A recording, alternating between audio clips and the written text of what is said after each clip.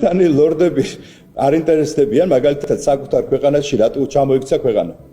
მაგალითად რატო არის რომ ბრიტანეთის ეკონომიკური ზრდა მინუსებისკენ მიიწევს. ეს განცხადება ირაკლი ზარქუამ მას შემდეგ გააკეთა, რაც დიდმა ბრიტანეთმა პროპაგანდისტული იმედი და პოზიტივი დაასანქცირა. მოდით ვნახოთ ფაქტები. 2025 წელს ბრიტანეთის ეკონომიკა 1,3%-ით გაიზარდა.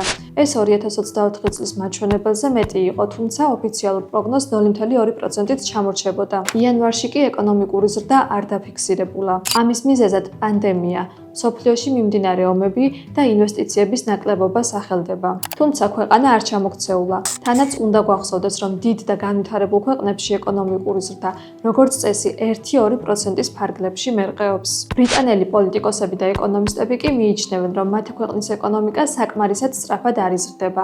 ამ პრობლემაზე ღიად საუბრობენ და მის გადაჭრაზეც მუშაობენ. ეს საკითხი მათ ზარქუაზე მეტად ნამდვილად ადარდებთ. ჩვენი ეკონომიკური გეგმა სწორია, თუმცა ვიცი, რომ კიდევ ბევრი საქმეა გასაკეთებელი.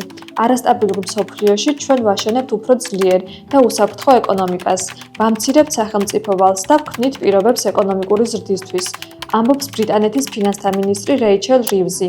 ამ ყველაფრის ფონზე ბრიტანეთი კვლავ რჩება მსოფლიოს ერთ-ერთ უდიდეს ეკონომიკად. მისი მთლიანი შიდა პროდუქტი $4 ტრილიონ უახლოვდება.